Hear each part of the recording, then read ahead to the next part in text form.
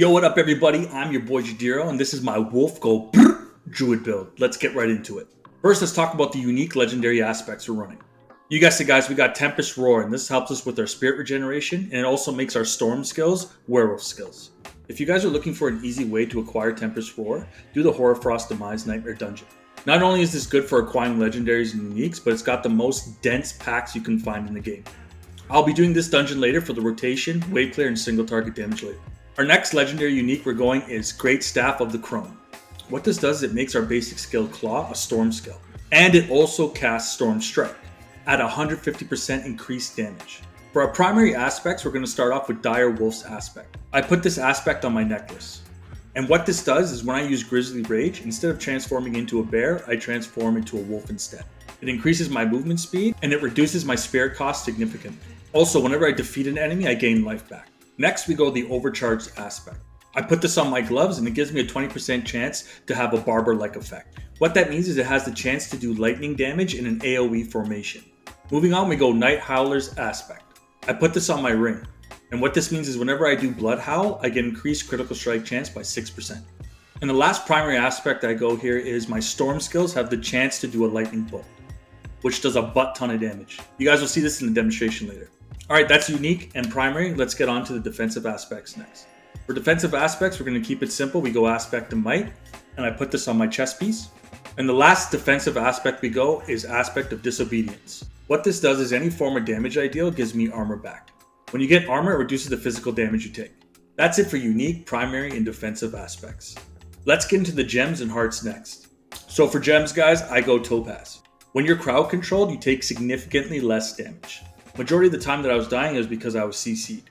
Being crowd controlled falls under the category of slow, stunned, immobilized. You get the picture. That's why I highly recommend going Topaz. As for weapon, guys, always keep it Emeralds.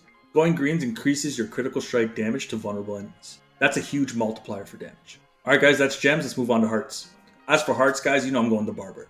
And getting the Barber is way easier now that they increase the chance of the Wrathful Invokers to drop. What the Barber does effectively is it takes all the critical strike damage and all the basic damage that you do and absorbs it into the enemy. Then all the absorbed damage that you did to the enemy erupts and hits all enemies around it. The next heart we're going is the Heart of Inexorable Force. I put this on my ring, and whenever I do my Grizzly Rage ultimate, it pulls all enemies towards me. And the last heart we're going is the Heart of Revenge. And what this does is it gives us a flat damage reduction of 20%. Well guys, that's it for gems and hearts. Let's get into the primary and secondary skills next. So for primary skills, we're going to go 1 into Claw, 1 into Enhanced Claw, and then 1 into Wild Claw. Next, you're going to want to put 1 into Storm Strike, 1 into Enhanced Storm Strike, and then 1 into Fierce Storm Strike. The reason why I'm putting points into Storm Strike is because Claw also casts Storm Strike, so it will benefit from these additional skills. Moving down, we put 1 into Tornado, then we do Enhanced Tornado, and then we do 1 into Raging Tornado. Moving down, we go into Cyclone Armor, Enhanced Cyclone Armor, and Preserving Cyclone Armor.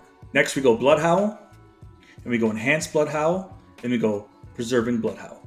Then we go Hurricane, Enhanced Hurricane, and Savage Hurricane. For our ultimate we go Grizzly Rage, then we go Prime Grizzly Rage, then we go Supreme Grizzly Rage.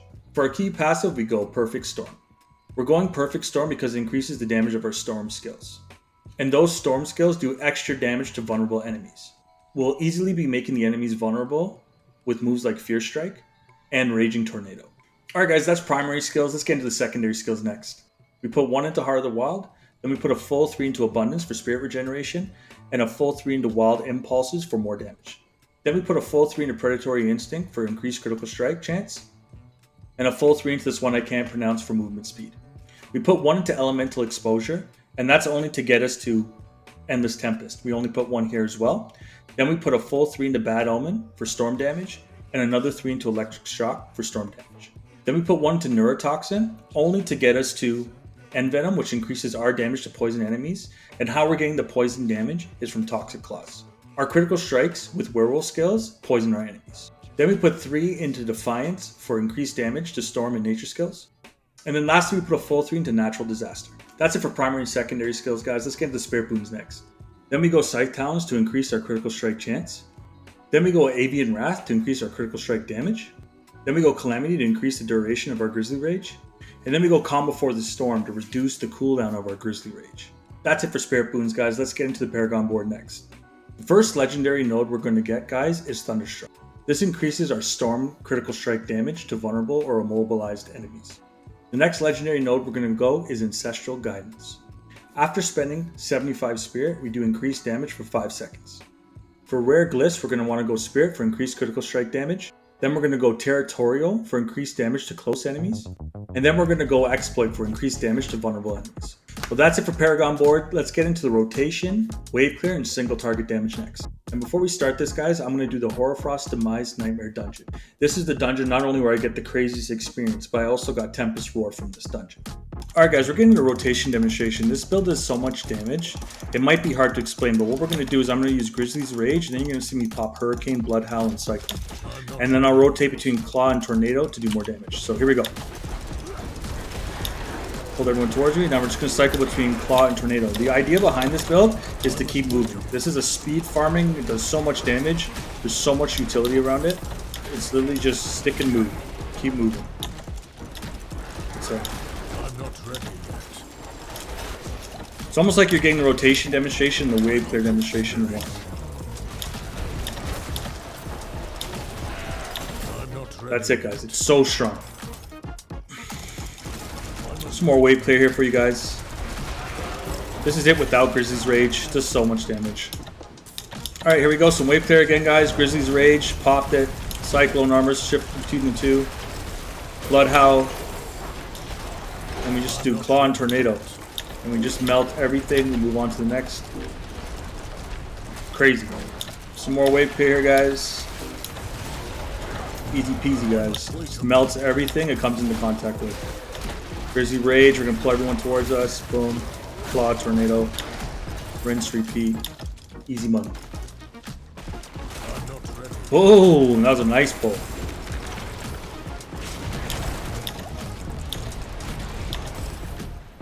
Alright guys, we're getting into some single target damage here. Blink and you'll miss it. Hurricane. Boom. We're just going to keep spamming Claw and Tornado. And this guy should be 2-shot. That's it. That's it, man. This is the Wolf Go Brrr Druid build.